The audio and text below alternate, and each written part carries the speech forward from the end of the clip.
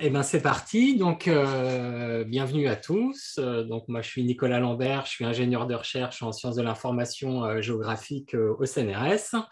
Et je vais vous parler de comment faire des cartes, de la visualisation de données dans ce système qui s'appelle Observable. Donc, j'ai intitulé la formation Observable pour les géographes.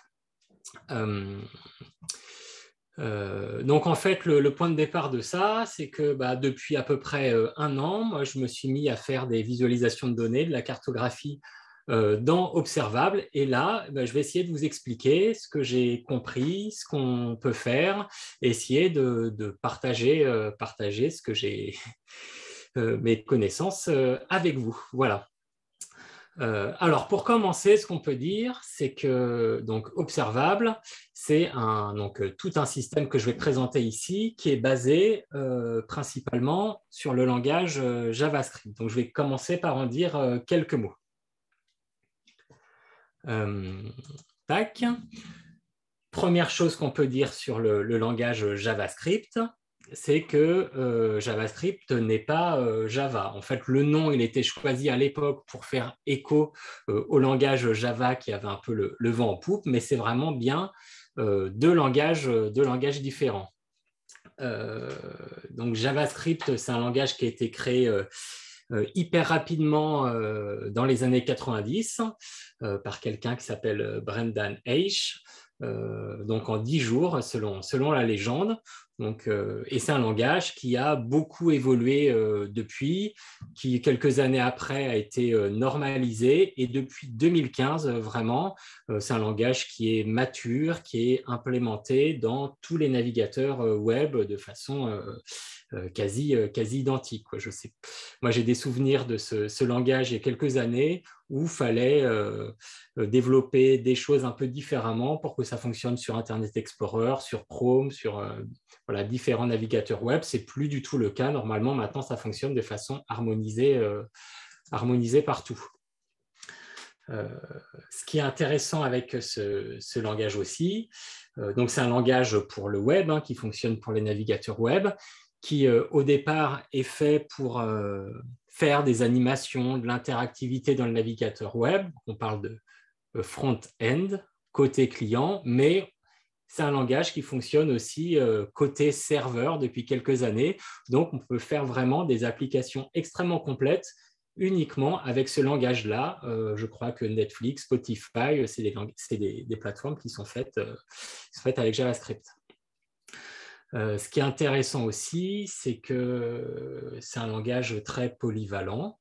Donc, on va dire qu'il est multi-paradigme, c'est-à-dire que certains langages, ça va être plus de la programmation objet, d'autres, ça va être plus à base de fonctions, d'autres plus procéduraux.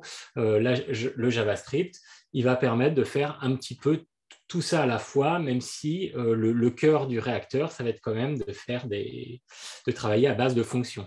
Et c'est aussi un langage événementiel, c'est-à-dire qu'il va permettre l'interactivité avec l'utilisateur. Donc ça va être super intéressant pour la cartographie. Qu'est-ce qu'on peut voir comme un peu point noir pour ce langage? C'est qu'au départ, ce n'est pas du tout un langage qui a été conçu pour l'analyse de données. C'est un langage qui a été conçu pour faire de l'interactivité, des petites animations dans le navigateur web. Il a aussi parfois un peu mauvaise réputation, ce langage, parce que, pour les informaticiens purs et durs, parce qu'il est faiblement typé, c'est-à-dire qu'on peut très bien définir une variable en lui mettant par exemple la valeur 3, puis après on la change en mettant la valeur toto, c'est-à-dire qu'on a passé d'un chiffre à du texte, et on peut faire ça de façon directe sans que cela pose problème au système, ce qui peut être source de quelques bugs. Mais ça permet aussi une certaine souplesse dans la programmation. Point fort, extrêmement fort de ce langage, c'est qu'il tourne partout dans tous les navigateurs web, donc il n'y a rien installé. Tout le monde peut faire fonctionner ce langage-là en ouvrant une simple page web. De plus, c'est un langage qui est devenu extrêmement rapide. Les navigateurs web type Chrome, Firefox ont vraiment beaucoup travaillé ça, ce qui fait que les scripts s'exécutent aujourd'hui hyper rapidement, donc ça fait un outil vraiment performant. Et comme je le disais tout à l'heure, tout ça est hyper standardisé aujourd'hui, c'est-à-dire qu'il y a une commission qui s'occupe à normaliser ce langage, et après il est implémenté dans les navigateurs de façon harmonisée. Autre gros point fort aussi, c'est qu'il y a une énorme communauté autour de ce langage. Donc, il y a beaucoup de ressources, beaucoup de tutoriaux sur le web et beaucoup de choses déjà développées. Il y a plus de quasiment 2 millions de librairies JavaScript qu'on peut trouver en ligne. Donc, la grande question, c'est est-ce qu'on peut faire de l'analyse de données, de la carto et tout ça avec JavaScript? Même si ce n'était pas fait pour ça au départ, c'est ce que pensent par exemple des gens influents comme Mike Bostock, qui a sorti un petit papier là, dans Towards Data Science qui explique en quoi JavaScript est un bon langage pour faire ce genre de choses. Et on va voir avec cette présentation pourquoi, selon moi, il a raison. Donc, je vous ai mis des petites ressources ici. Ah oui, je ne vous ai pas dit, donc pour accéder à ce document, si vous avez créé un compte observable ou pas, vous pouvez y accéder directement avec cette adresse, donc observablehq.com/@neocartocnrs, donc ça c'est moi, /tuto, où vous allez directement me chercher NeoCartoCNRS, donc c'est mon compte, et vous verrez ce carnet là que je vous montre à l'écran, qui porte le nom de tuto, donc dans lequel il y a un certain nombre de ressources. Donc ici, je vous ai mis le papier de Mike Bostock sur la data science avec JavaScript. Je vous ai mis aussi un podcast qui s'appelle JavaScript en forêt.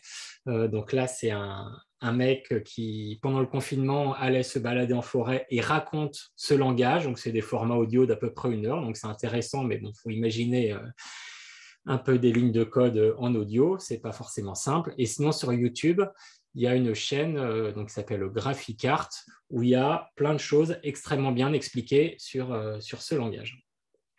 Mais bon, voilà, là j'ai fait une entrée un peu abrupte dans le monde de l'informatique. Alors vous allez voir que c'est pas si compliqué que ça. Alors, observable. Ce qu'on peut dire, c'est que observable, ce n'est pas que du JavaScript, ce n'est pas uniquement du JavaScript. En fait, observable, c'est une startup qui a été fondée par Mike Bostock et Melody McFessel, qui c'est en fait une plateforme 100% en ligne qui permet de fabriquer des visualisations, de les partager, de les commenter, vraiment un outil en ligne pour la visualisation de données. Donc Mike Bostock, c'est celui qui a inventé la librairie D3JS, j'en parlerai tout à l'heure, et donc qui a fondé cette société à partir de 2016, ça a été lancé en 2018, aujourd'hui on est en 2021 et il y a une grosse communauté qui s'est agrégée autour de cette plateforme que je vais vous présenter maintenant. Alors pourquoi je vous ai pas mal parlé de JavaScript, c'est parce que observable, ça ressemblera, ce qu'on va écrire dans nos notebooks, ça ressemble beaucoup à du JavaScript. Donc, c'est intentionnel, c'est vraiment le langage sur lequel on va construire les visualisations de données. Ça va permettre aussi d'utiliser toutes les bibliothèques qui existent en JavaScript pour faire de la 3D, pour faire de la visualisation de données, pour faire de la carto, pour faire des calculs SIG, il y en a plein. Et donc, on va pouvoir les utiliser directement dans Observable. Mais Observable, ce n'est pas que du JavaScript. En fait, Observable, c'est un système de carnets. Donc là, j'en ai un à l'écran, qui sont un peu comme des billets de blog. Donc, par exemple, si je clique un exemple de billets de blog ici, donc, qui a été écrit par Philippe Rivière, donc, qui s'appelle The Observable Zealot, où il explique en quoi Observable est super intéressant pour faire de la visualisation de données Voilà, donc là, on a un billet de blog sans ligne de code, avec des liens, sans visualisation de données, etc. Donc, Observable peut également servir à ça.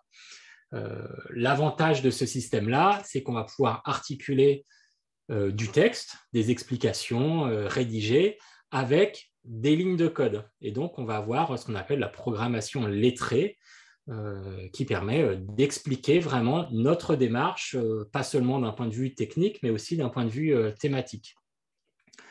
Donc, si je clique par exemple sur ce lien, donc là, ça ouvre la page avec les carnets qui sont en tendance. On a tout un tas de réalisations récentes avec à chaque fois du texte.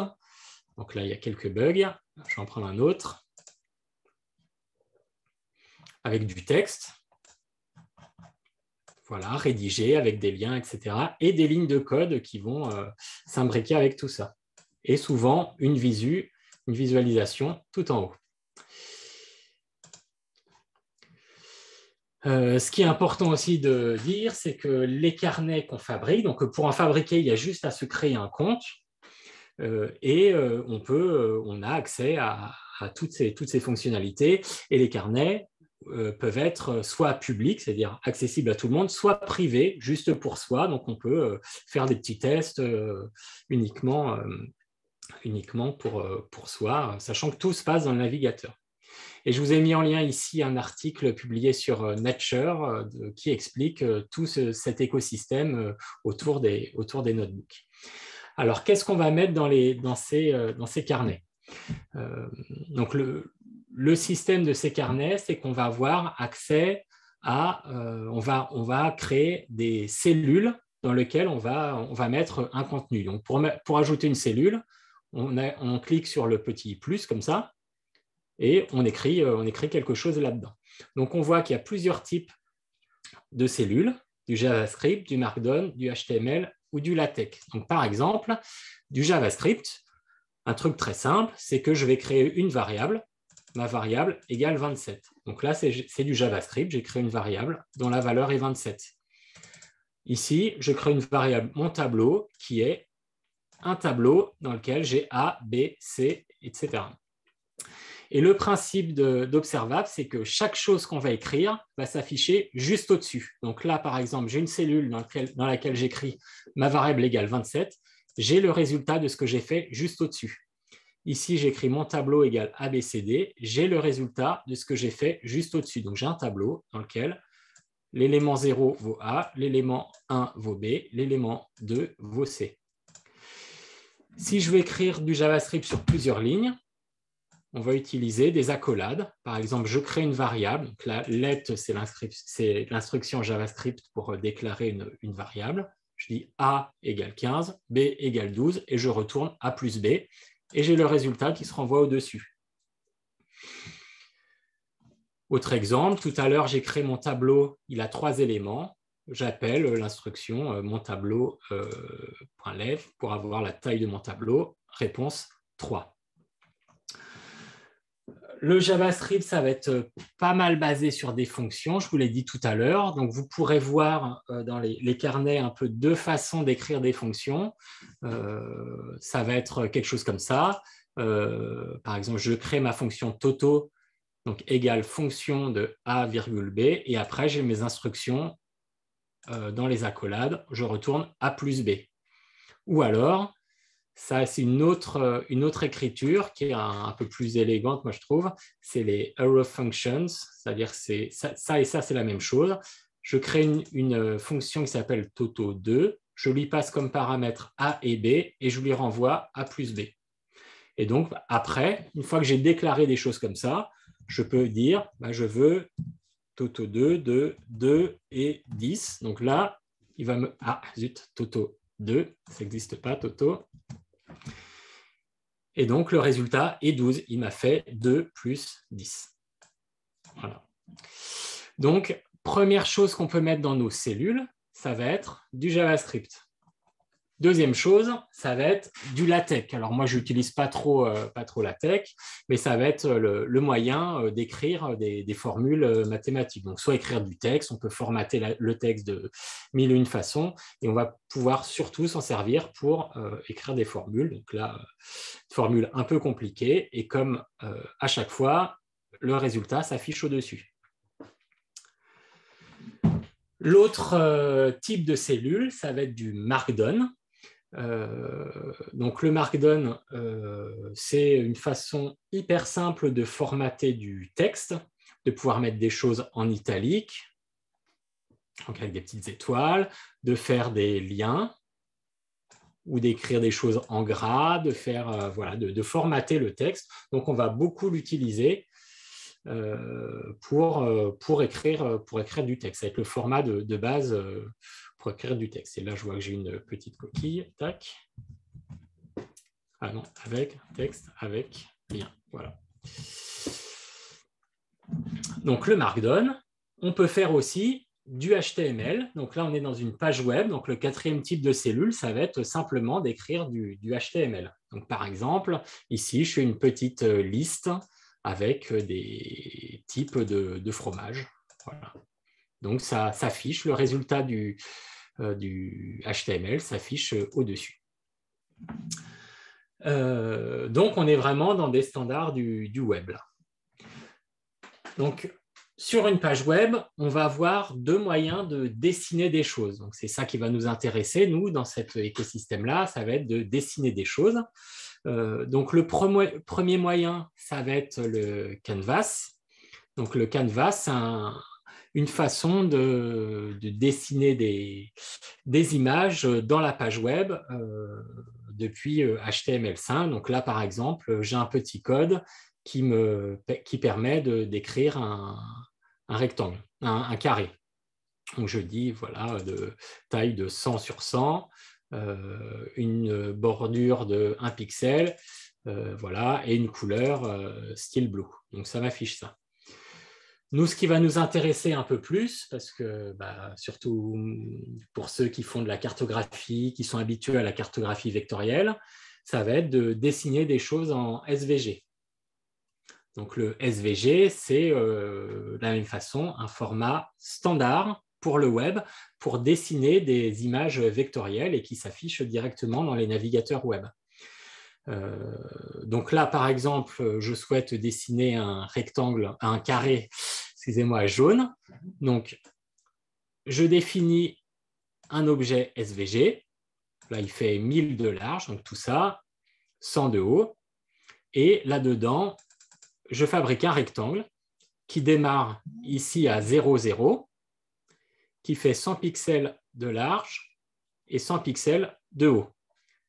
Une couleur qui correspond à une espèce de jaune et une couleur de contour qui est un noir un peu clair. Et donc, quand j'écris ça, ça me fabrique un carré jaune dans un document qui fait 1000 sur 100 et qui est du SVG vectoriel. Donc ça, je peux très bien choisir de le récupérer et je l'ai sur mon ordinateur. Donc, on a vraiment plusieurs types d'éléments, du texte, du code, on va pouvoir fabriquer du SVG, des images, etc. Et ce qui est intéressant, c'est qu'on va pouvoir imbriquer tout avec tout. Par exemple, ici, j'ai une fonction JavaScript qui me dit, tiens, je prends 10, je prends 13 et je fais A fois 13, ça vaut 130. Bon, voilà, A fois B, ça vaut 130. Là, je fais un petit texte HTML et dans lequel je vais ici injecter le résultat de mon calcul JavaScript. Donc, ça, quand j'écris le résultat de mon calcul est dollar guillemets comme ça, résulte, il vient mettre le résultat de résulte ici. Donc, on va pouvoir faire des choses qui articulent du contenu, texte, image, etc. et des calculs qu'on va faire en JavaScript.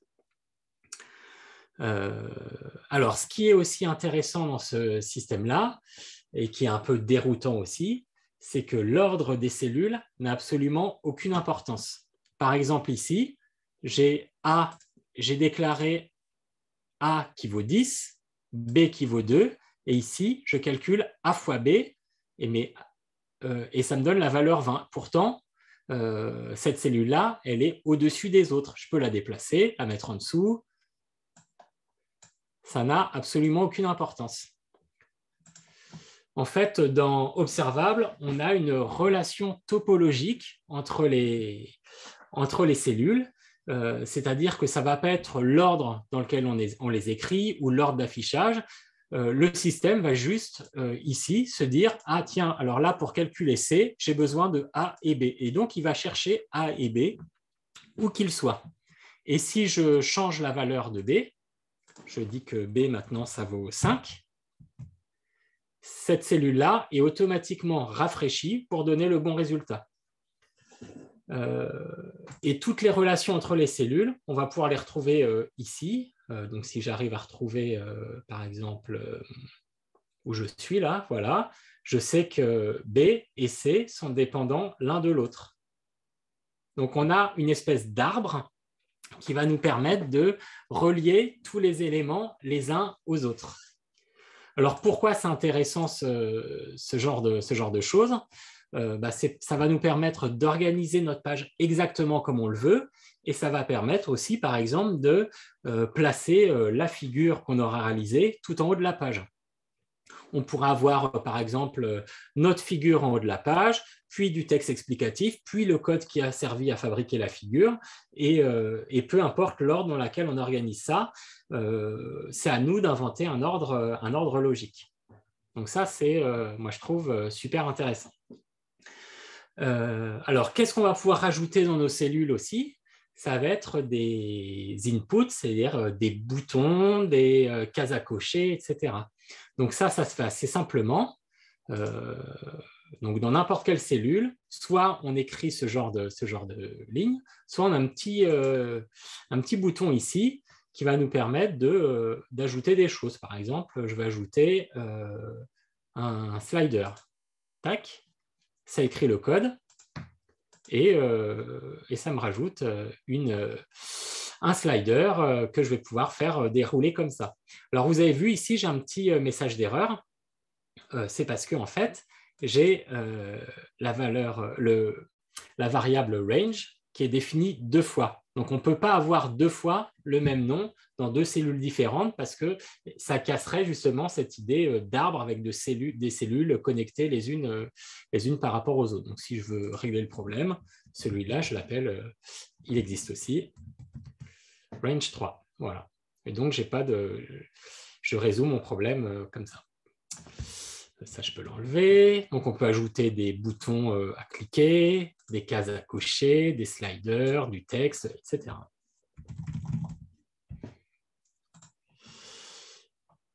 Tous ces inputs sont effectivement accessibles ici et toute la documentation est accessible sur un carnet observable. Donc là, si je clique par exemple là-dessus, tac. Donc, j'ai un carnet qui explique comment fonctionnent tous les inputs. Donc, on va avoir des boutons, des radio-boutons. Tac. Donc, toute la documentation, on va la trouver sur Observable.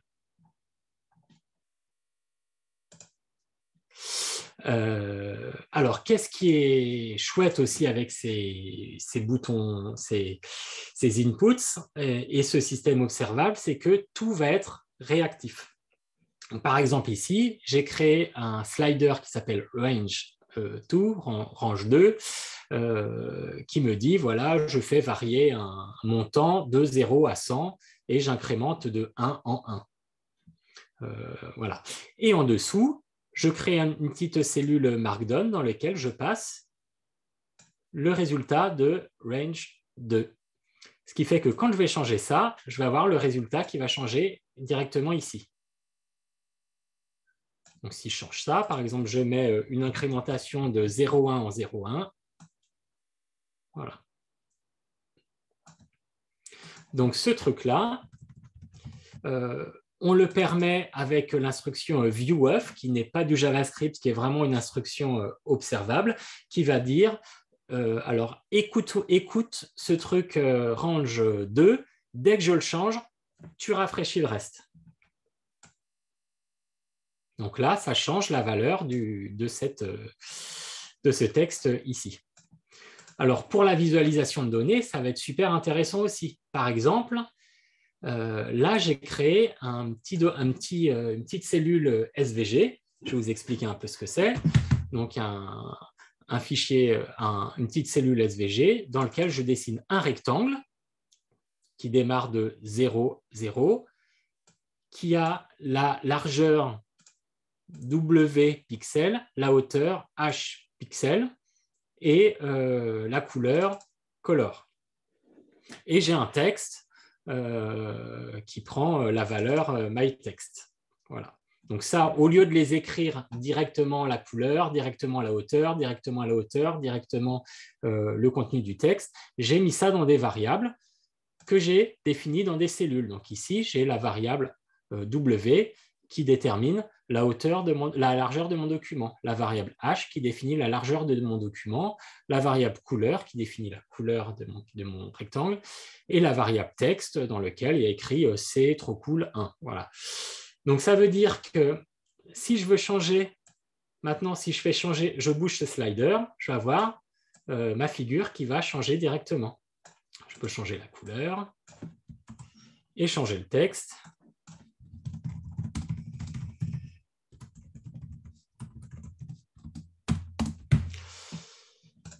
Voilà, donc on voit bien avec ce type de système que n'importe quelle représentation graphique qu'on va fabriquer, on va pouvoir la faire varier avec tout un tas de sliders, de boutons dans lesquels on va faire varier les paramètres, changer une variable, changer une couleur, changer l'épaisseur d'un trait. Tout ça va être hyper facile à modifier. Voilà.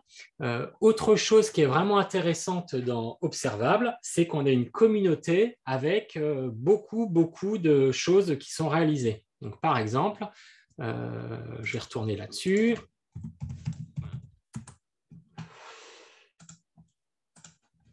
Donc, chaque jour, on a tout un tas de carnets qui sont publiés, qui nous permettent de voir ce que font les uns les autres. Donc là, ça c'est le trending.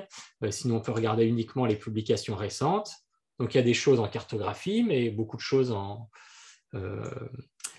juste visualisation de données non cartographiques. Il y a beaucoup de choses. Et dans chaque carnet, on va pouvoir cliquer et aller voir un peu comment les gens ont fait les différentes choses. Pourquoi c'est intéressant ça? C'est qu'on va pouvoir aller récupérer ce qu'ont fait les autres et l'intégrer à notre carnet. Par exemple ici, donc je clique sur ce lien. Donc là, Tyler Wolf, il a fait toute une série de notebooks sur la façon d'apprendre à utiliser D3.js, qui est une librairie dont je vais parler après.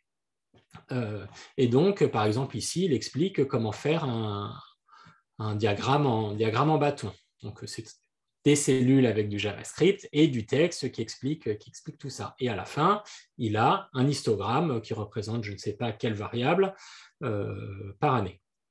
Voilà. Et bien, nous, on peut se dire, cet histogramme, il nous intéresse, on veut le mettre dans notre carnet. Et pour ça, on a juste à importer cette cellule-là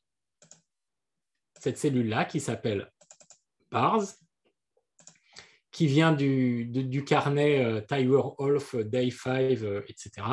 Et donc, avec juste cette ligne, on va intégrer notre histogramme dans notre notebook.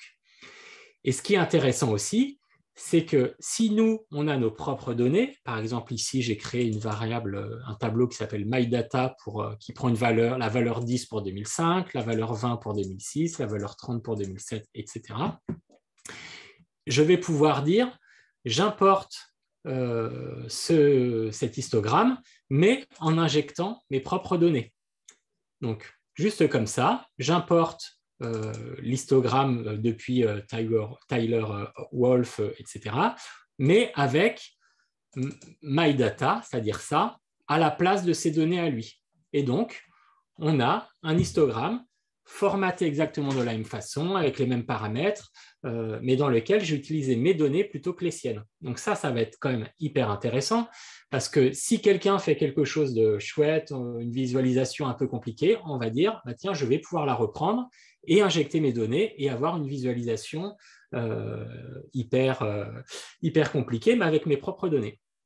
Donc ça, c'est un moyen de réutiliser assez facilement ce qu'ont fait les autres. Alors aujourd'hui, ceux qui ont développé D3JS ont mis en place un autre système pour vraiment réutiliser des graphiques qui est un peu plus robuste, on va dire. Donc je vais vous montrer un exemple. Donc c'est dans les D3 charts.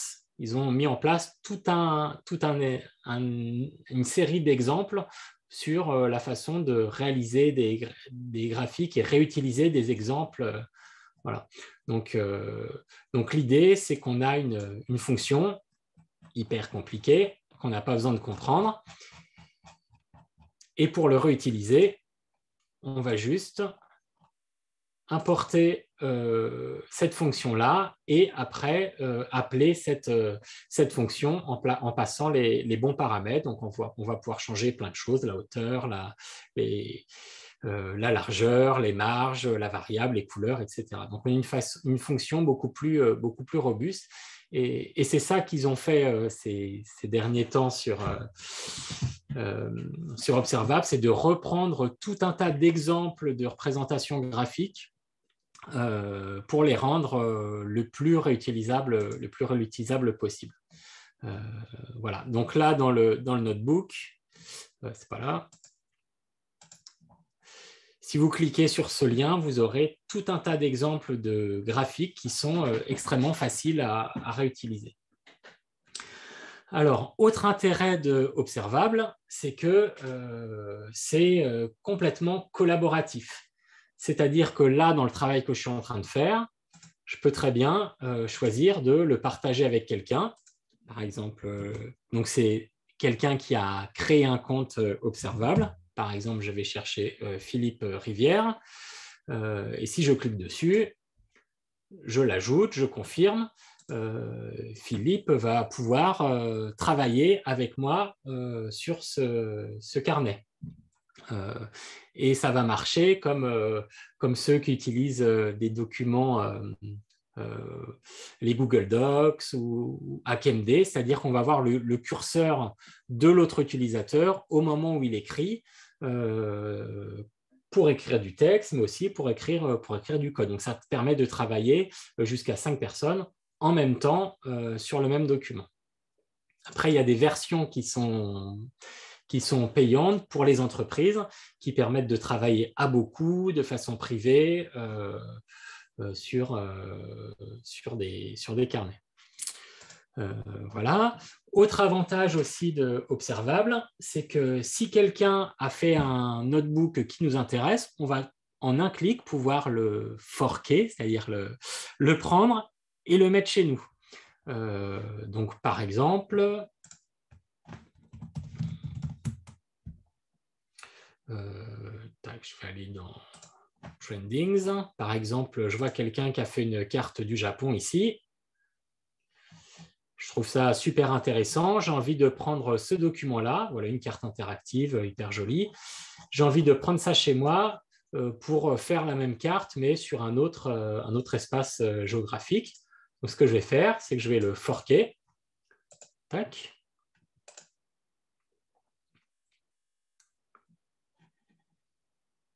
Je ne suis pas sûr d'avoir une très bonne connexion Internet.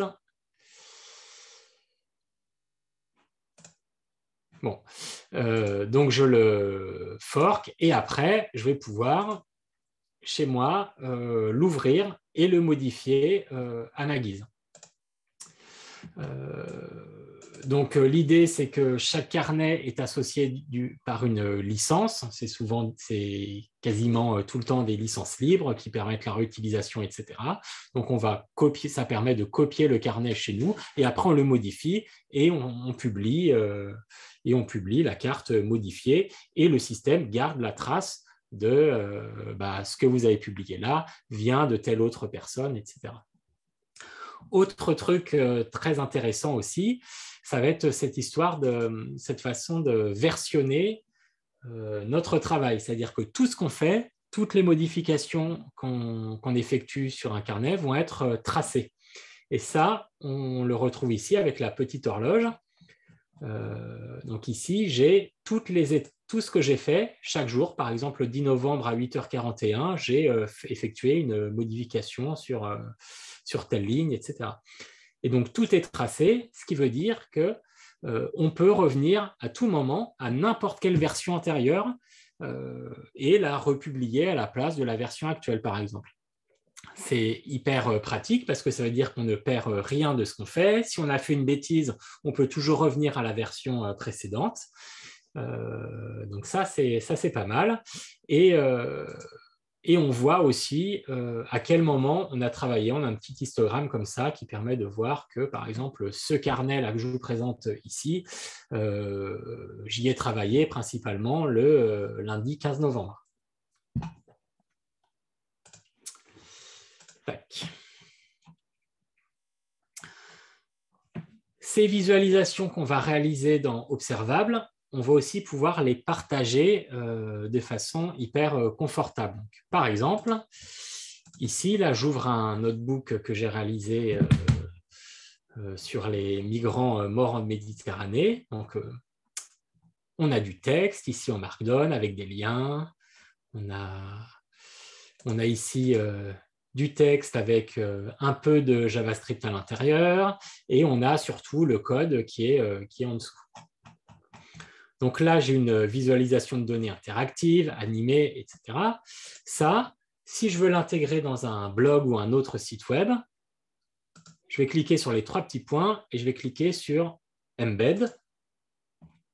Donc, par exemple, et là, on choisit quelle cellule on choisit d'embarquer pour notre site web. Par exemple, moi, je veux embarquer la cellule où il y a la carte, mais je veux aussi embarquer le petit slider là, avec les années et pourquoi pas embarquer le petit bouton qui permet de passer de français à anglais. Et une fois que j'ai fait ça, je sélectionne ce que je veux. Je vais pouvoir, par exemple, juste en copiant-collant ce code-là, donc il y a plusieurs façons de le faire, il y a plusieurs systèmes, mais si je prends ça, par exemple, je fais copier-coller dans mon site web, je vais avoir la visualisation interactive qui va apparaître dans mon site web.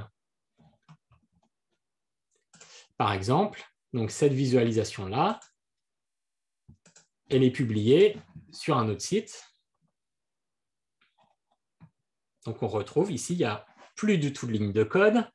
Donc on a juste du texte et la visualisation qui est interactive, qui vient en fait, qui pointe vers Observable. J'ai juste copié là pour avoir ça dans mon site web, les quelques lignes de code que je vous ai montrées.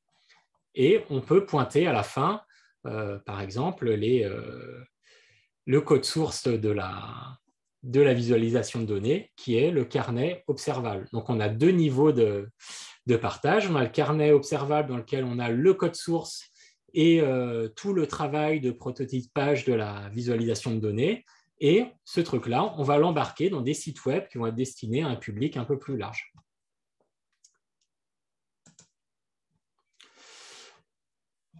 Voilà. Alors, tout ça paraît un petit peu compliqué. Il y a le JavaScript, il faut comprendre le SVG, il faut comprendre le HTML, il faut comprendre tout l'écosystème d'Observable. Donc, il y a beaucoup de choses, beaucoup de niveaux d'apprentissage.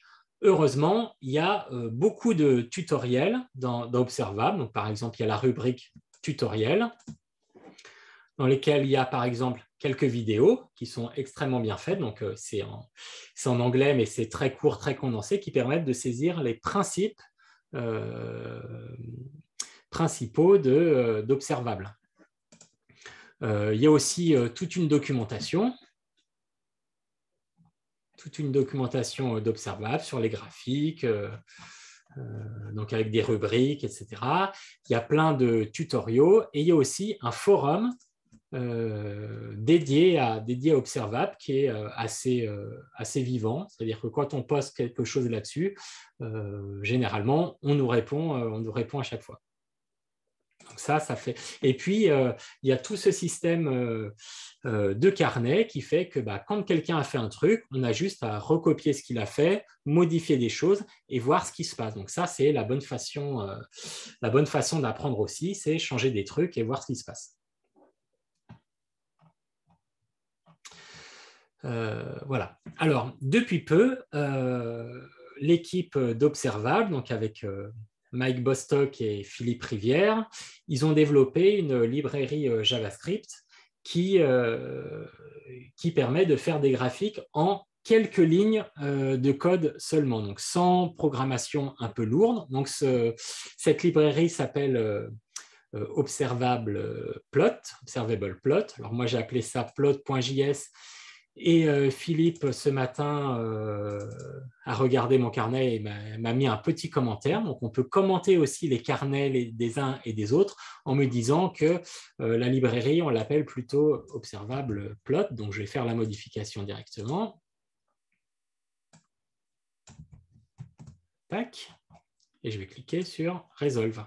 Voilà. Donc, on peut commenter les carnets les uns des autres. Donc, Plot, donc Observable Plot, c'est une petite librairie JavaScript qui va permettre de faire des graphiques de façon hyper intuitive. Donc là, je ne vais pas trop vous détailler ça ici parce qu'on va essayer de se concentrer sur la géo. Je vais essayer d'accélérer un peu. Mais si votre besoin, c'est de faire uniquement des graphiques, vous avez cette librairie-là qui est hyper convivial, très facile à utiliser et qui permet de faire en une ligne de code des graphiques. Donc, par exemple, là, j'ai importé un jeu de données sur les athlètes. Ça donne leur taille, leur nationalité, leur genre, etc. Et en une ligne de code, on va pouvoir réaliser un graphique. Donc, par exemple, ici, je choisis un graphique par point.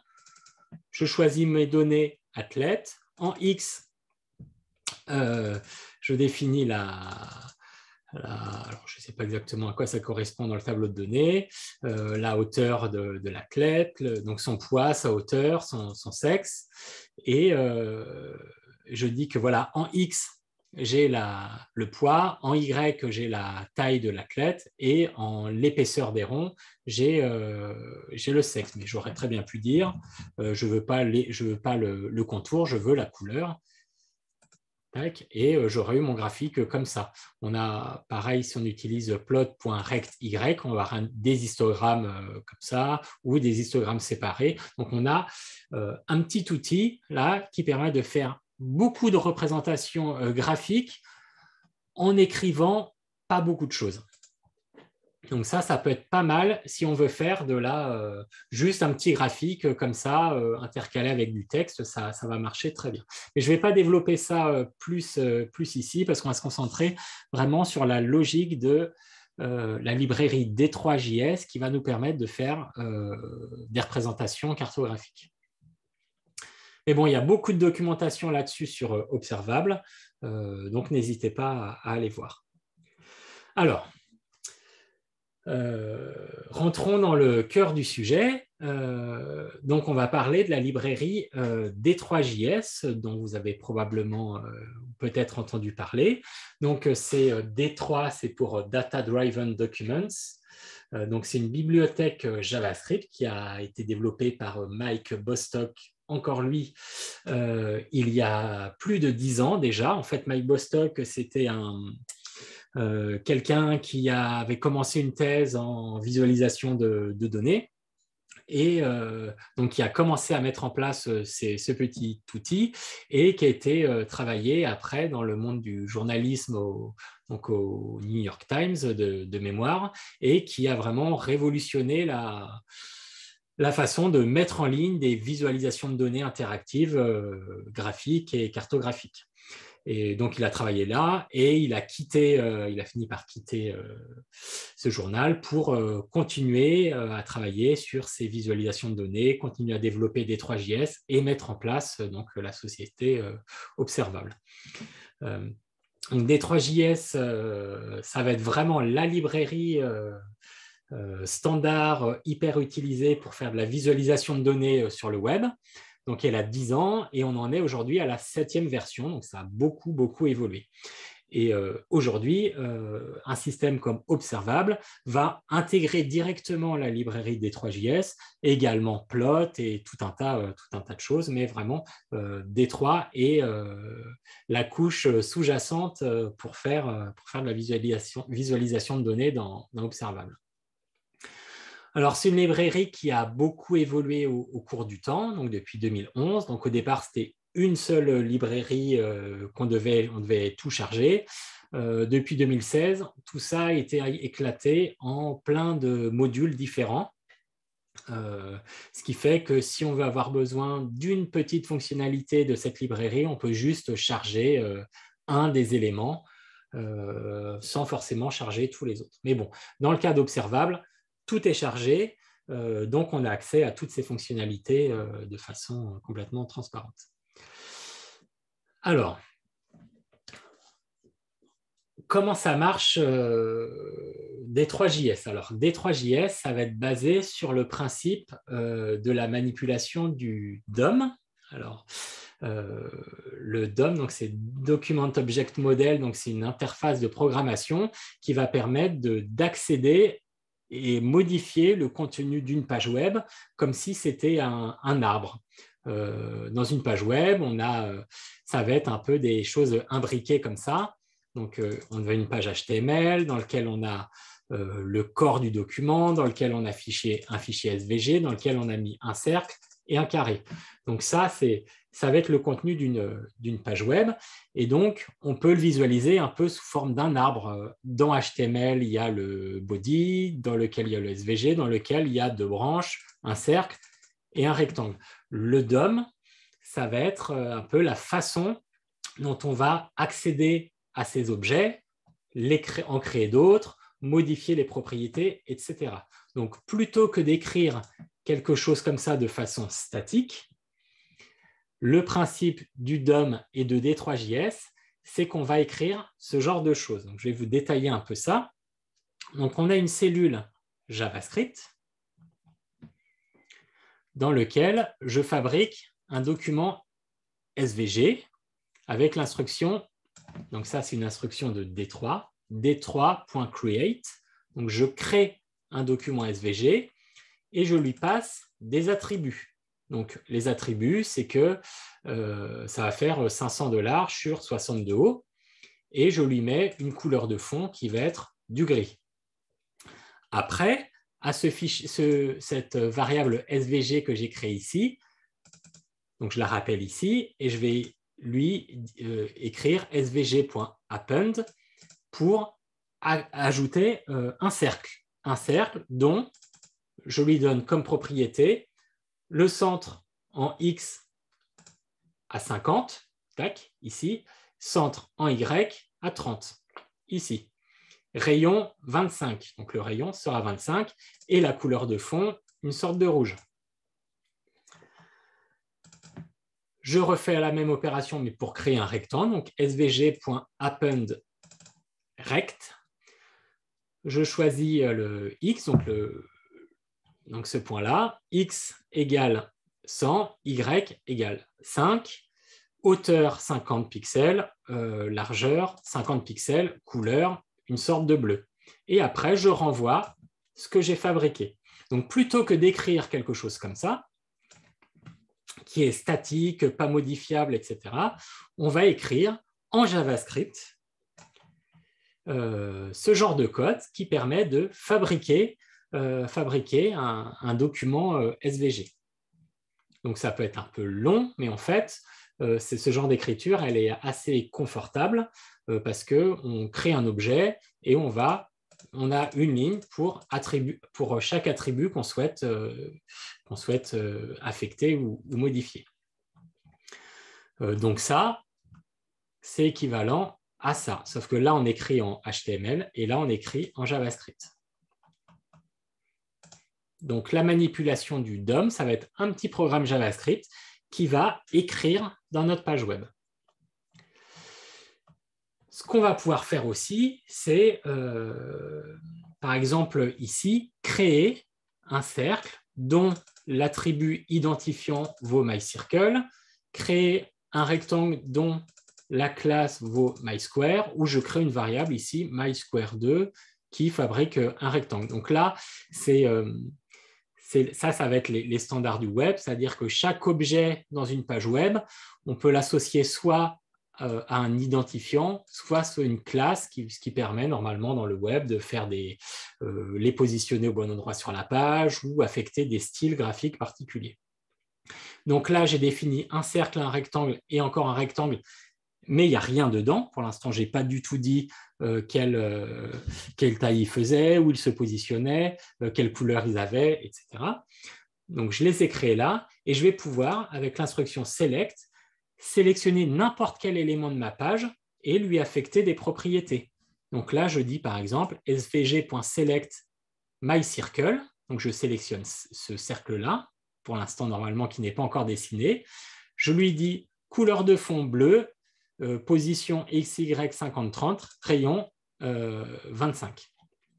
Et une fois que j'ai écrit cette ligne, ce code-là, le cercle est dessiné. Même chose avec le carré, je sélectionne MySquare. Donc là, après, c'est des choses qui relèvent du CSS. Quand c'est un identifiant, on va mettre un dièse. Quand c'est une classe, on va mettre un point. Donc là, je lui définis la couleur de fond, la hauteur, la largeur, son X et son Y. Et même chose pour MySquare2. Ici, c'est une variable JavaScript. Et je lui définis la couleur de fond, de contour, la couleur de contour, etc. Et donc, c'est une autre façon de dessiner mon document SVG. Ce qui va être super intéressant, donc avec ce DOM, cette façon de manipuler le contenu de notre page web, c'est qu'on va pouvoir mettre en relation cette façon de dessiner avec des données. Donc là, on voit bien qu'on avance petit à petit dans ce qui va nous permettre de faire des cartes. Donc par exemple, ici, j'ai un tableau de données MyData qui prend donc c'est un tableau qui prend pour valeur 10, 18, 5, 3, 28. Et comme tout à l'heure, là, j'écris juste ça. Donc, j'ai mon document SVG, je crée un calque. Donc, G, c'est les calques en SVG. Je lui définis la couleur rouge. Et là, je vais, plutôt que d'utiliser Select comme tout à l'heure, je vais utiliser Select All. Donc, je sélectionne tous les cercles. Et là, je vais aller injecter mon tableau de données qui est ici. Donc, je sélectionne tous les cercles que je n'ai pas encore dessinés. C'est ça qui est un peu difficile à comprendre au début. Et dans lesquels j'injecte tout de suite mes données. Je dis que ce que je vais faire, c'est des cercles. Et je lui passe comme attribut.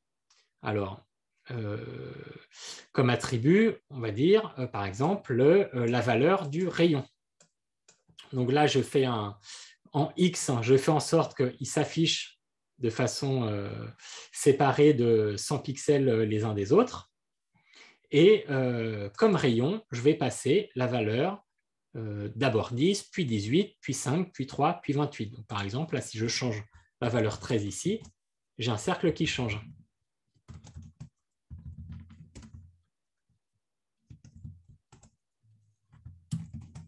Donc là, on voit qu'on a d'un côté un tableau de données, de l'autre côté un programme JavaScript, et que ce programme JavaScript, il va aller chercher ce qu'il y a dans cette cellule-là, qui est mon tableau de données, et pour fabriquer l'image.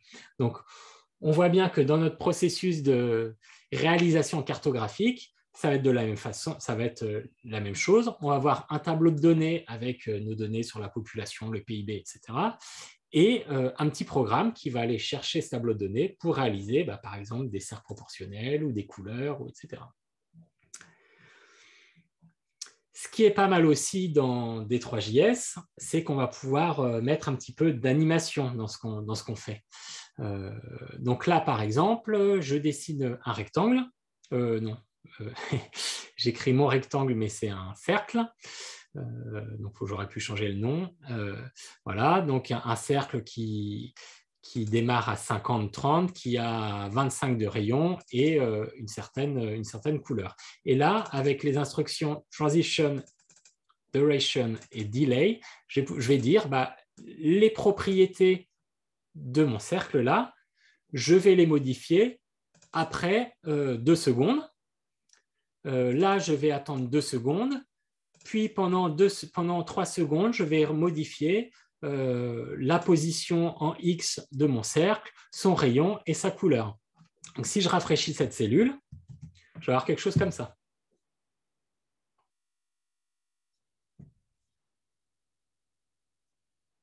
Voilà. En fait, j'ai dessiné d'abord un rectangle, non, un cercle.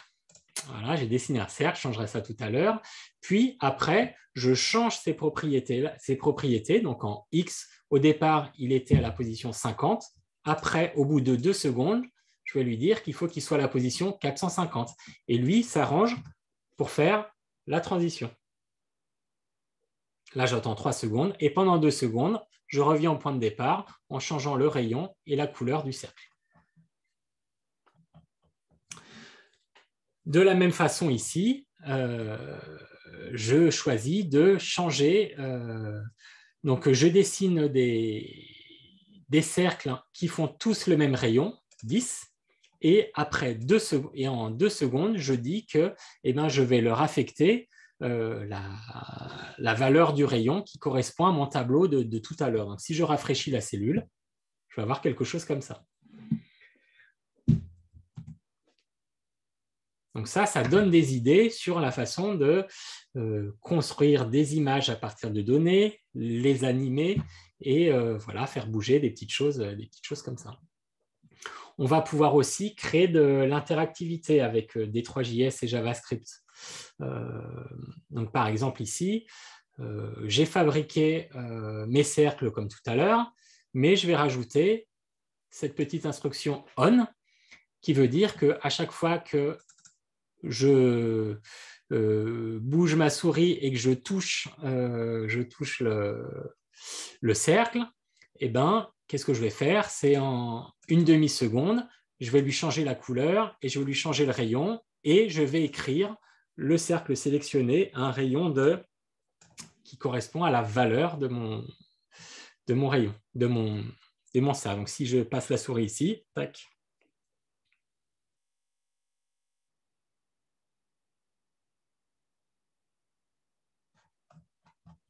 Donc ça, c'est ce code-là qui s'appuie sur le tableau de données de tout à l'heure.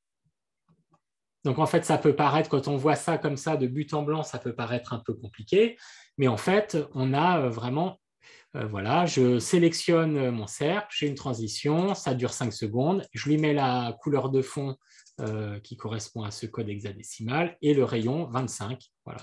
Et je sélectionne ma cellule info dans laquelle j'écris ce texte. En fait, tout est vraiment hyper décrit. C'est pour ça que le code peut paraître un peu long. Après, si on veut reproduire ce genre de truc, la bonne façon de faire, c'est de reprendre un code déjà existant et l'adapter à ses propres données.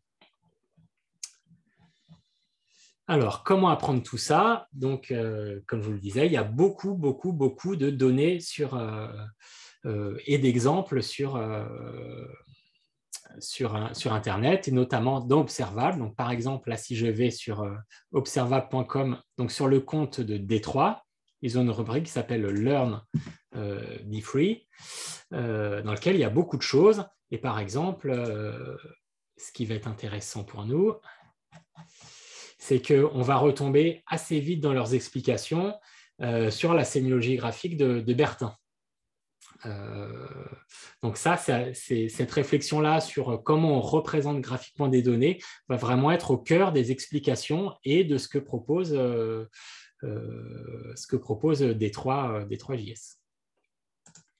Il y a aussi, donc ça j'ai vu ça la semaine dernière, donc un petit billet, donc c'est en anglais, donc sur Free Coder Code Camp, mais pour le coup qui explique vraiment super bien D3JS. donc pas à pas. Donc si vous lisez ça, alors vous ne saurez pas tout de suite tout faire, mais ça explique bien la différence entre D3 Select, D3 Select All, comment on modifie un élément, comment on change le style, comment on dessine des cercles, comment on modifie des choses, etc. etc. Donc là, il y a un petit tuto que je trouve hyper bien fait, du coup, que je vous ai indiqué ici. Donc là, à ce stade, on a vu qu'on pouvait fabriquer des images, que tout ça reposait sur JavaScript, qu'on pouvait modifier des éléments, faire de l'interactivité. Maintenant, ce qu'on peut se demander, c'est comment faire des cartes avec tout ça. Alors, pour faire des cartes, on va utiliser le module D3Geo, qui est le module de D3 qui va permettre de faire des transformations sur le globe, changer les projections, etc. Donc, on va voir comment ça marche pas à pas.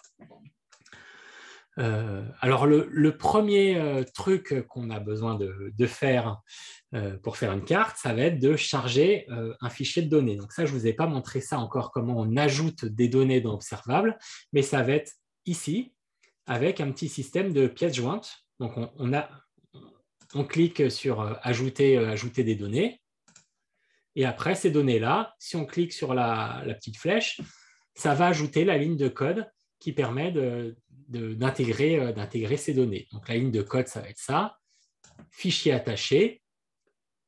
Le fichier, moi, il s'appelle countries.json, donc ça va être le format un peu de base en JavaScript pour les formats de données, ça va être le format GeoJSON, mais il y a des librairies pour intégrer des shapefiles, etc. Et après, je dis JSON pour bien lui spécifier ce que c'est. Et donc, ça va être comme ça, un fichier, un fond de carte en JavaScript, en GeoJSON, ça va être quelque chose comme ça. Donc, le type Feature Collection et un tableau dans lequel on a chaque élément, c'est un objet qui correspond à un pays, là dans notre cas. Donc, par exemple, j'ai ici les géométries, donc c'est des coordonnées. Alors, si je clique dessus, on voit que c'est des coordonnées en latitude, longitude, et des propriétés qui correspondent à notre table attributaire. Donc, ça va être toujours comme ça. Donc ici, j'ai un code ISO 3, j'ai des noms, j'ai une région, j'ai densité de population, etc. Donc c'est un fond de carte assez classique, mais qui est organisé en GeoJSON. Donc on a chargé notre fond de carte qui s'appelle World. Deuxième chose qu'on va avoir besoin de faire, c'est de définir notre projection cartographique. Donc, D3JS a son propre système de gestion des projections. Donc, c'est la librairie D3 GeoProjection. Si je clique là-dessus, on voit qu'il y a tout ça est expliqué. Donc, il y en a plein. GeoRI, GeoITOF, Albert, Armadillo, etc. Il y en a plein. Tout est documenté. Donc, si on en veut une, on n'a qu'à copier-coller ça.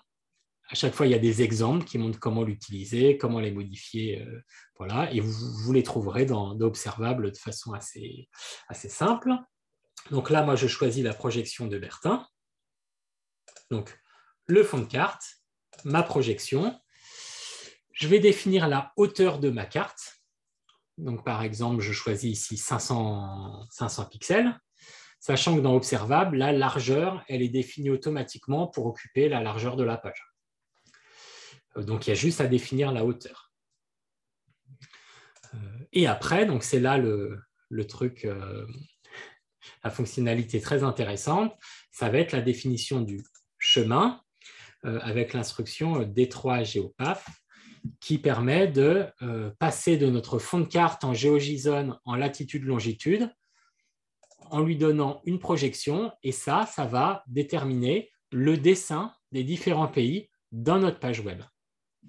Donc ça, cette instruction-là, elle fait tout. On prend un fond de carte en latitude et longitude, on lui passe une projection, et à la fin, on a des polygones qui sont dessinés, des polygones, des points ou des lignes, qui sont dessinés dans notre page au format SVG ou autre.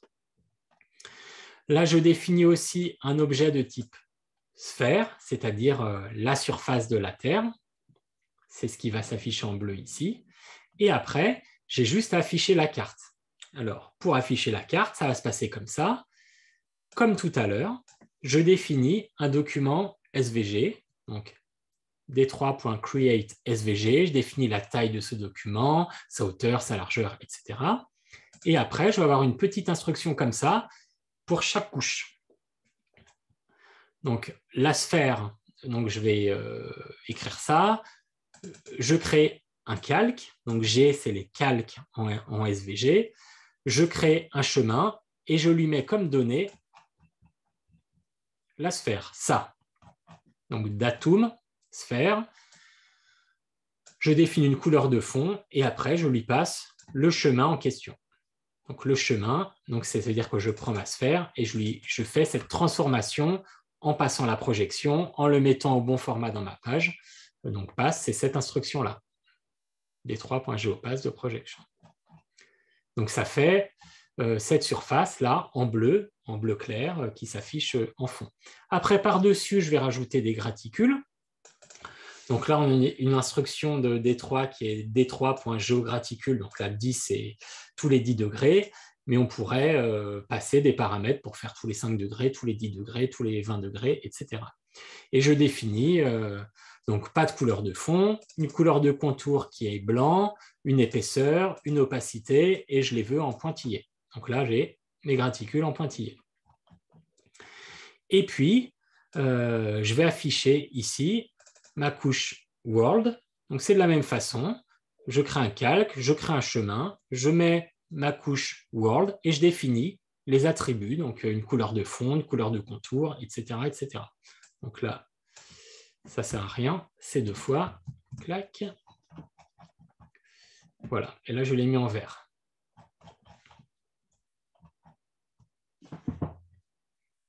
Et après, je renvoie l'ensemble de mon dessin SVG. Donc, pour faire une carte là, en projection Bertin, ce qui n'est pas forcément quelque chose d'aisé, on a juste à importer un fond de carte, définir une projection, et après, on affiche nos couches pas à pas de cette façon-là. Donc, pour afficher le fond de carte du monde, c'est juste ça, en fait.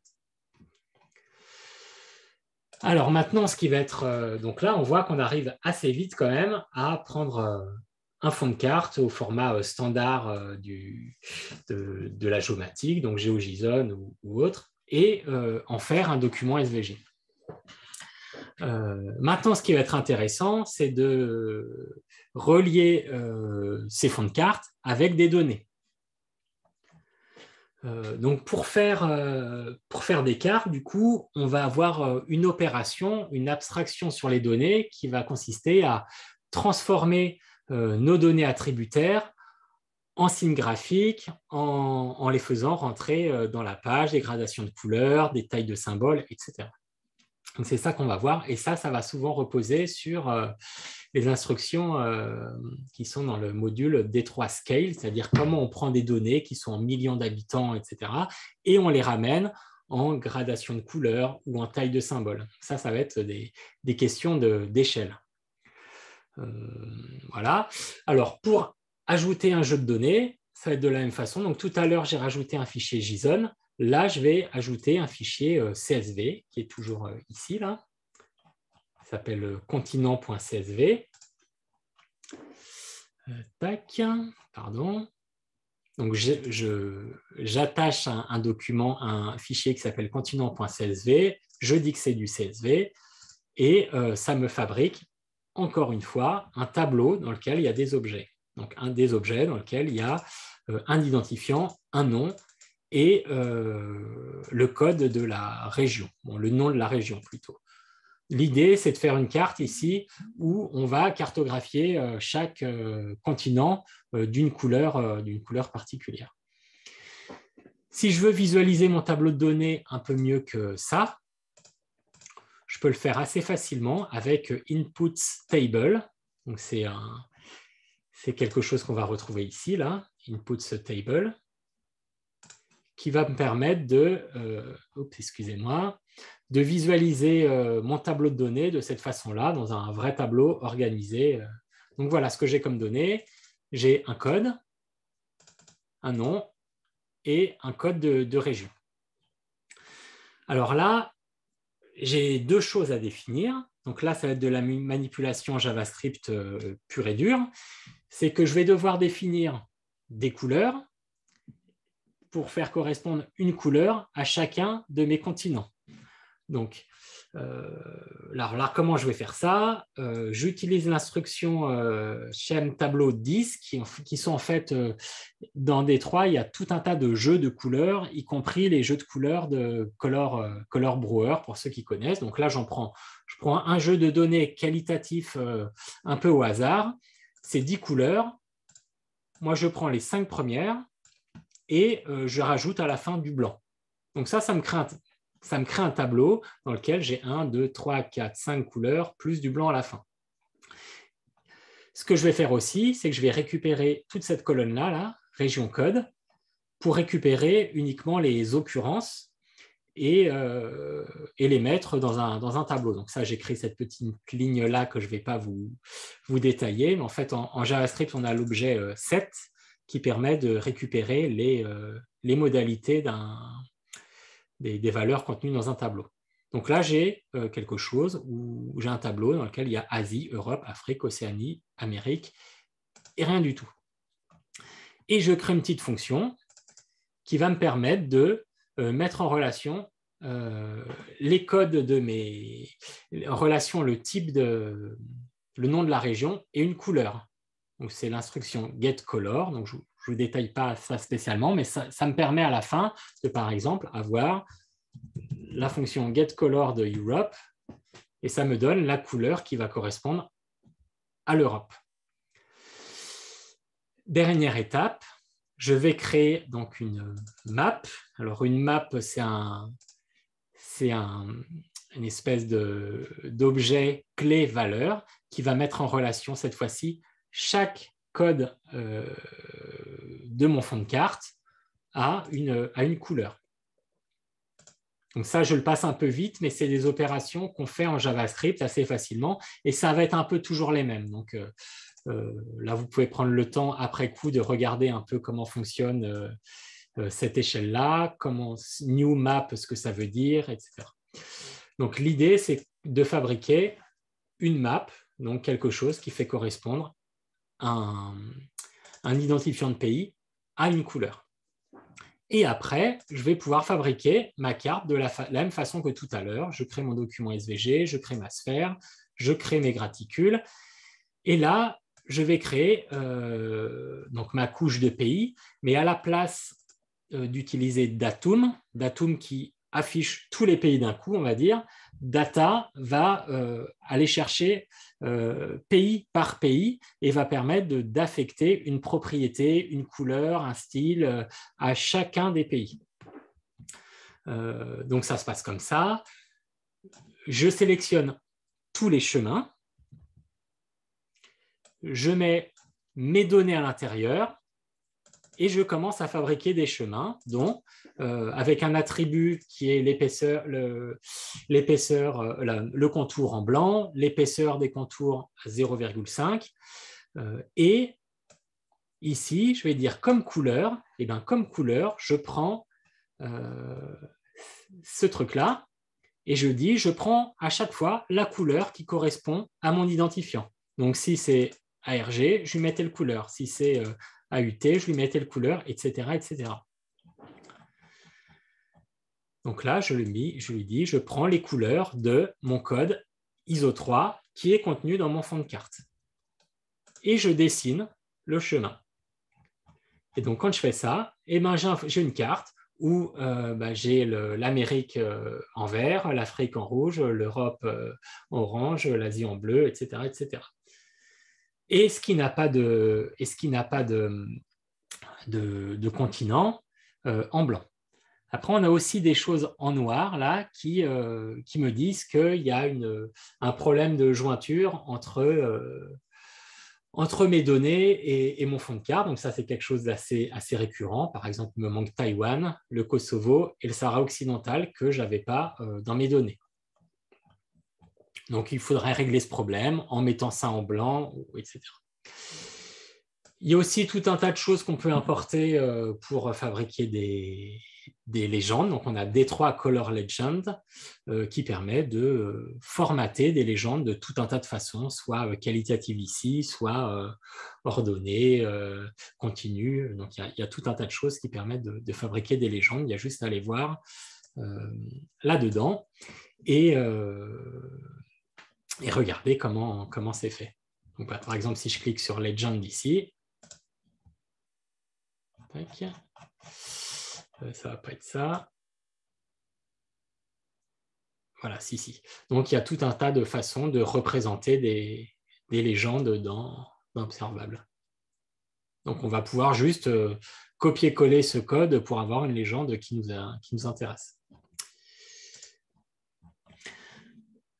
Alors, si on veut faire une carte choroplète, on va procéder à peu près de la même façon. Donc là, j'importe aussi donc un fichier dans lequel il y a le PIB par habitant. Et je vais transformer cette donnée avec l'opération scale quantile, donc ces données de PIB par habitant, en quantile en prenant telle gradation de couleurs, donc ici des rouges en 6 classes. Et je crée, comme tout à l'heure, une map qui fait correspondre chaque code à une couleur. Et la carte, elle va se faire de la même façon. Ici, là, pour chaque couleur, je vais lui dire, récupère-moi la couleur qui correspond au code ISO3, sachant que là, je raffine un petit peu en disant, si tu ne trouves pas, mets-moi ça en blanc. Et donc, les données qu'on n'a pas trouvées ici s'affichent en blanc. Mais le principe va être exactement le même que précédemment.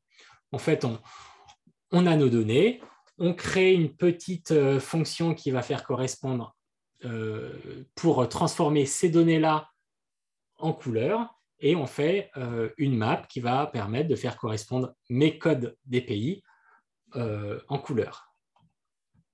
Et comme tout à l'heure, on peut fabriquer assez facilement une légende qui explique les différentes couleurs. Pour les cercles proportionnels, ça va être exactement la même chose.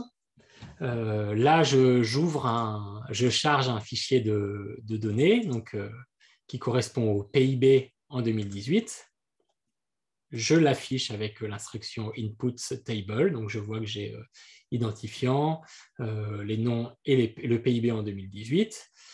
Alors, cette fois-ci, la transformation que je vais effectuer, ça ne va pas être de transformer ces données-là en quantile, ça va être de transformer mes données en rayons pour pouvoir dessiner mes cercles. Donc, pour faire ça, je vais utiliser la transformation d'échelle par la racine carrée, c'est-à-dire que je dis que je prends ma variable de PIB, je la fais varier de 0 au max, et je transforme ça pour qu'il soit proportionnel pour que mes cercles aient une surface proportionnelle à ces données.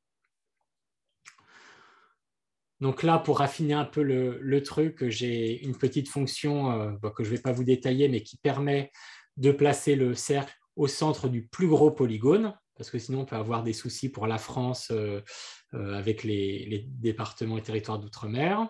Voilà. Et comme tout à l'heure, je vais fabriquer ici ma couche. Donc voilà, j'affiche mes pays. Et ici, j'affiche mes cercles proportionnels où je crée un calque, je définis des couleurs. Je sélectionne mes données, donc PIB. Alors là, ce que je fais aussi, c'est que je les trie pour que les petits cercles s'affichent au-dessus des gros. Donc, je charge mes données, mais en même temps, je lui passe une petite fonction qui dit tu peux me les trier, s'il te plaît, pour mettre les petits au-dessus des gros. Et après, ce que je vais faire varier, ça va être les coordonnées des cercles et les points des cercles. Donc, le rayon des cercles. Donc, ici, je vais appeler l'instruction radius que j'ai définie plus haut, qui me permet de transformer mes données en rayons. Et j'ai juste à appeler cette propriété pour faire varier le rayon de mes cercles. Alors, ce qu'on peut voir aussi, c'est que dans ma fonction radius, j'ai mis un petit k ici, c'est-à-dire que je choisis de faire varier mes cercles, le rayon de mes cercles de 0 à k. Et k, je le définis ici dans un petit slider qui va de 0 à 150. Donc, si je fais varier ce truc-là, je vais pouvoir faire varier la taille de mes cercles.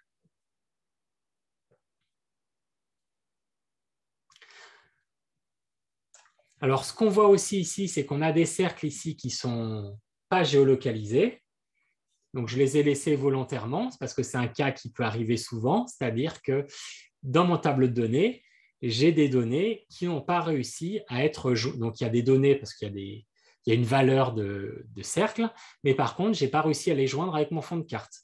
Donc, il faudrait que j'explore ça un peu plus pour voir pourquoi il y a une inadéquation entre mon tableau de données et mon fond de carte. Voilà. Alors, j'ai encore plein de trucs à vous montrer. Je vais essayer de vous les montrer, mais je vais les balayer un peu rapidement. Tout d'abord, quelques mots sur les projections. Donc, dans D3JS, il y a vraiment un système pour gérer les projections. Elles ont toutes été recodées pour pouvoir les utiliser directement de cette façon-là, sous forme de fonction. Donc, il y en a plein qui sont intéressantes et qu'on ne trouve pas forcément dans d'autres logiciels.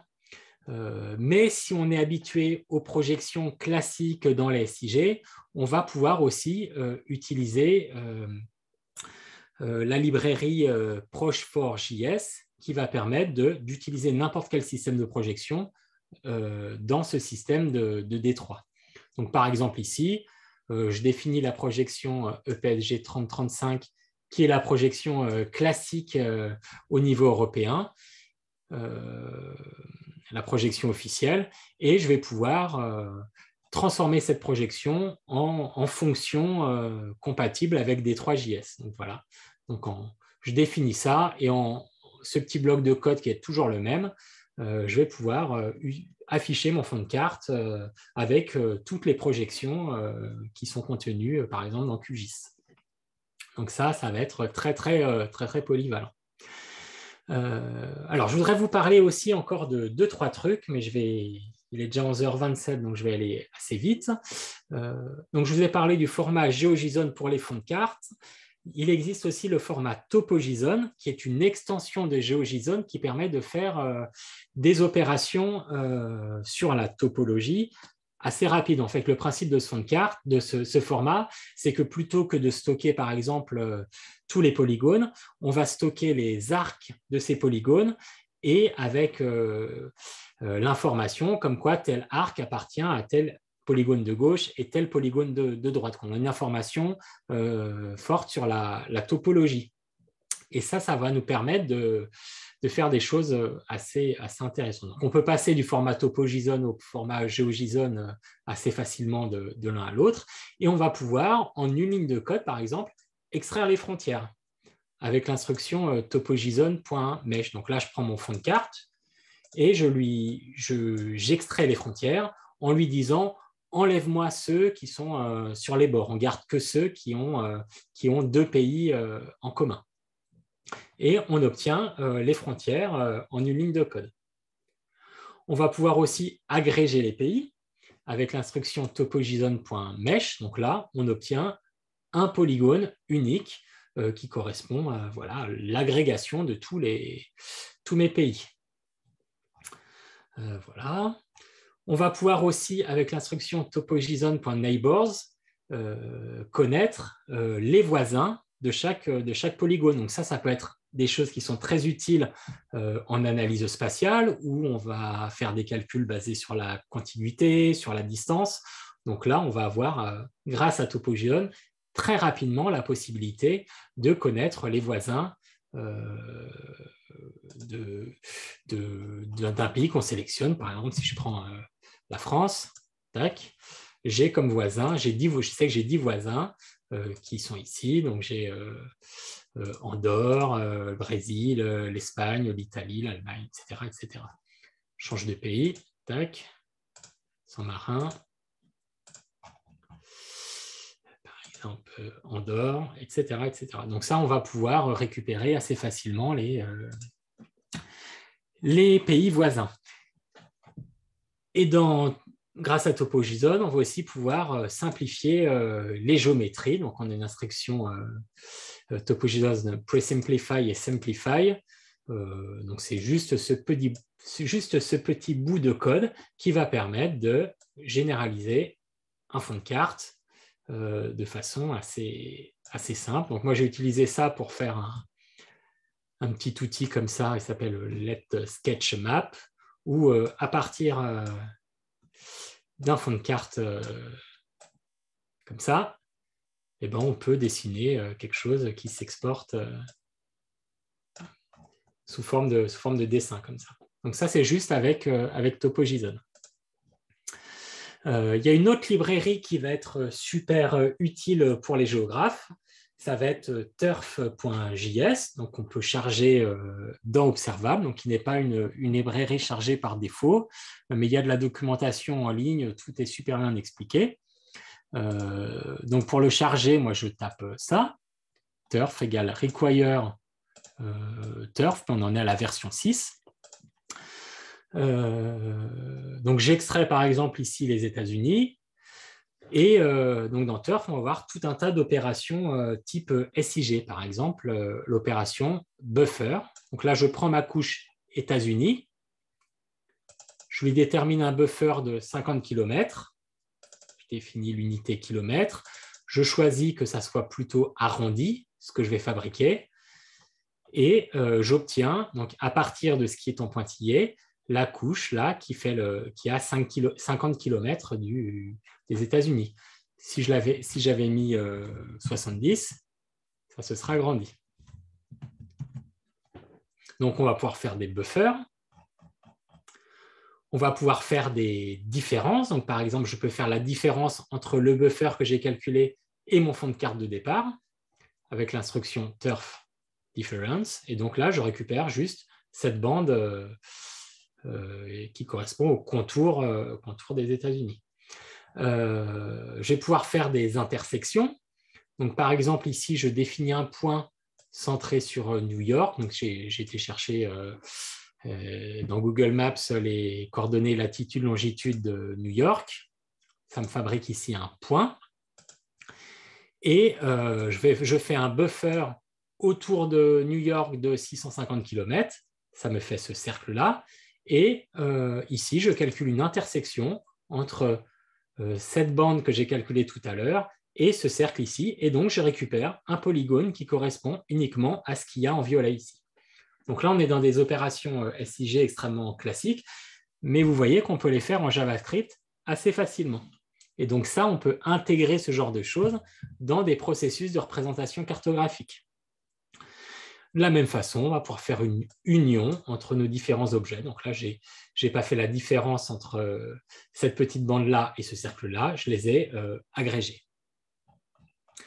On peut faire également d'autres choses grâce à Turf, par exemple des calculs de distance. J'ai déterminé un point qui correspond à la ville de Paris, un point qui correspond à la ville de Shanghai, et je calcule la distance avec Turf distance de ces deux points, la distance entre ces deux points à vol d'oiseau en kilomètres. Et donc la réponse c'est 9239 km.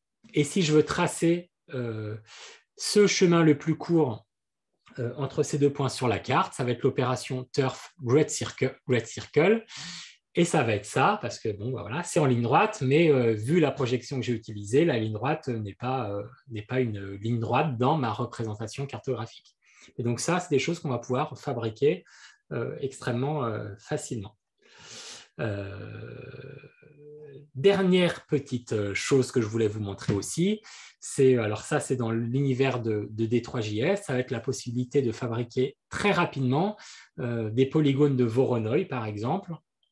Donc ici je charge une base de données qui correspond à mes aéroports. Et cette base de données, j'ai un petit curseur ici pour la filtrer, pour dire je prends les 2000 plus peuplés, ici je prends seulement les 290 plus peuplés, etc. Donc j'ai un petit critère pour filtrer. L'idée, c'est avec ça, je vais pouvoir créer une triangulation de Delaunay à partir de mes villes, juste avec l'instruction D3.Delaunay à partir de mes données. Et là, ça va se faire hyper rapidement. Là, si je filtre sur... Là, tout le calcul se fait en temps réel. Si je filtre mon nombre de villes, là, le calcul, il se refait à chaque fois que je bouge le curseur. Donc, c'est quand même extrêmement rapide. Et l'étape d'après la triangulation de Delaunay, ça va être la possibilité de fabriquer des polygones de Voronoi. Donc, avec l'instruction, donc je recalcule ma triangulation de Delaunay et je rajoute derrière Voronoi. Et donc là, de la même façon, si je change mon curseur, je change ma nature du filtre, le calcul se fait à chaque fois et on voit que c'est quand même super rapide. Alors ça, en fait, ces polygones de Voronoi, ils sont utilisés partout dans D3, par exemple, même pour faire de l'interactivité. Si on a, par exemple, des petits symboles ponctuels, eh ben, on va utiliser les polygones de Voronoi pour que l'interactivité au moment du passage de la souris ne se fasse pas uniquement quand on est sur le point, mais quand on est sur le polygone. Voilà, donc ça, c'est des choses qui sont utilisées dans les graphiques et qui peuvent être utilisées dans les cartes aussi. Alors, Philippe Rivière, il a aussi élargi donc cette fonctionnalité de polygone de Voronoi pour l'appliquer à des sphères, parce que là, on voit bien que ici, là, ça n'a pas de sens en fait sur une sphère, ça part pas comme ça, parce que toute cette ligne-là est en réalité un point, donc ça devrait se rejoindre plutôt que s'écarter si on était sur un globe. Donc, Philippe Rivière, avec un peu de maths sur le globe, il a étendu cette fonctionnalité pour l'appliquer sur le globe. Donc, c'est ce qu'on retrouve ici.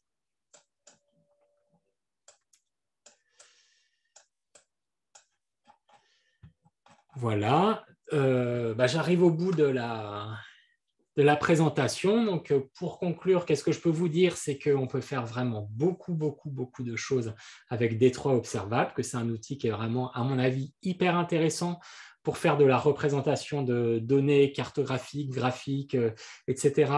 Et que, comme on l'a vu aussi sur les